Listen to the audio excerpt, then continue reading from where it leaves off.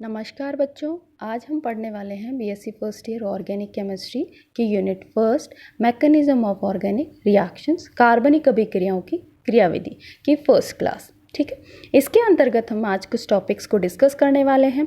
क्रियाविधि, रासायनिक अभिक्रियाओं में तीर संकेतों का प्रदर्शन, समांस तथा विषमांस विखंडन और अभिकर्मकों के प्रकार। जानते हैं क्रियाविधि क्या होती है। जब भी कोई रासायनिक अभिक्रिया होती है तो उसमें कुछ पुराने बंध टूटते हैं तथा नए बंधों का निर्माण होता है। तो पुराने बंधों के टूटने तथा नए बंधों के बनने की प्रक्रिया को जानना या समझना ही क्या कहलाता है, अभिक्रिया की क्रियाविधि। बात करें रासायनिक अभिक्रियाओं में तीर संकेतों का प्रदर्शन, तो तीर संकेत हमें रासायनिक अभिक्रिया में क्या इन्फॉर्मेशन देते हैं, कितने तरह के तीर का अभिक्रिया में प्रयोग होता है। वक्र तीर संकेतन, curved arrow notation. Curved arrow notation जब भी किसी अभिक्रिया में प्रदर्शित किया जाता है या किसी बंध के विखंडन के समय प्रदर्शित किया जाता है तो ये हमें इंफॉर्मेशन देता है कि जो बंध में प्रयुक्त दोनों इलेक्ट्रॉन युग्म हैं वो पूर्ण रूप से किसी एक ही एटम की ओर क्या हो गए हैं, ट्रांसफर हो गए हैं।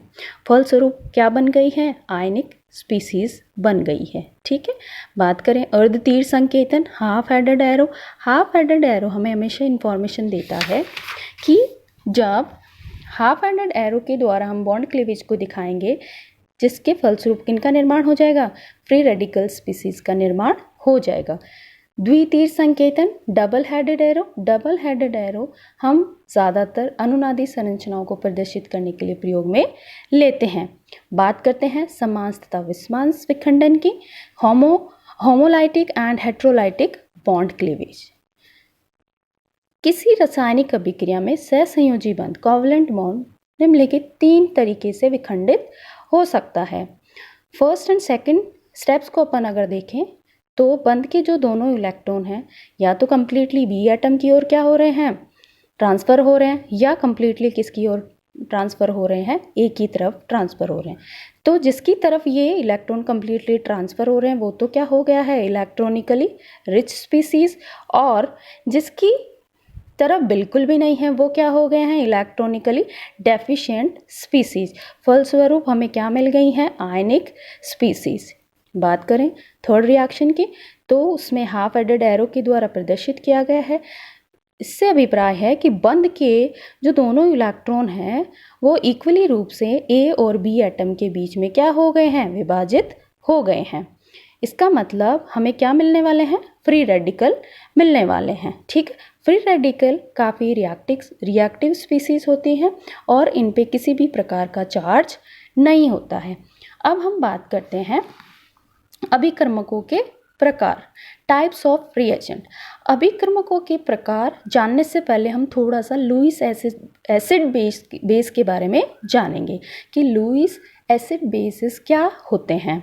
ठीक है, तो लुईस के अनुसार कोई भी ऐसा यौगिक अथवा आयन जो असहभाजित इलेक्ट्रॉन युग्म या एकाकी युग्म या उसको कहें हम लोन पेयर को स्वीकार करने की स्थिति में होता है, क्या कहलाता है, लुईस अम्ल। इसी प्रकार ऐसा यौगिक अथवा आयन जो अपने असहभाजित इलेक्ट्रॉन युग्म को दान करने की स्थिति में होता है, क्या कहलाता है, लुईस क्षार। ठीक है, मतलब जो लोन पेयर को एक्सेप्ट करता है होते हैं लुईस एसिड्स और जो लोन पेयर को डोनेट करते हैं कहलाते हैं लुईस बेसिस। ठीक है, तो हम लुईस एसिड्स और लुईस बेसिस की डिटेल जानेंगे कि लुईस एसिड्स कौन से होते हैं और लुईस बेसिस कौन से होते हैं। तो लुईस एसिड्स की बात करें तो ये 3 तरीके के होते हैं। पहला, वे यौगिक जिनके किसी एक परमाणु में 8 से कम इलेक्ट्रॉन होते हैं, अर्थात इलेक्ट्रॉन न्यून स्पीसीज क्या कहलाती हैं, लुईस एसिड। जैसे अपन बात करें ट्राइफ्लोरोबोरेन है, एल्यूमिनियम ट्राइक्लोराइड है, एटसेट्रा।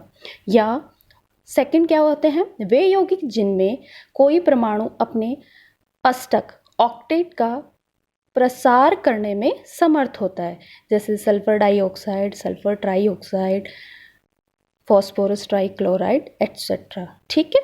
थर्ड है धनावेशित आयन, जितने भी पॉजिटिवली चार्ज्ड आयन हैं वो भी किसकी जैसे व्यवहार करते हैं, लुईस अम्लों की जैसे व्यवहार करते हैं, जैसे Ag+ है, कॉपर 2+ है, नाइट्रोनियम आयन है, सॉरी अमोनियम आयन है, नाइट्रोनियम आयन है एटसेट्रा। ठीक है।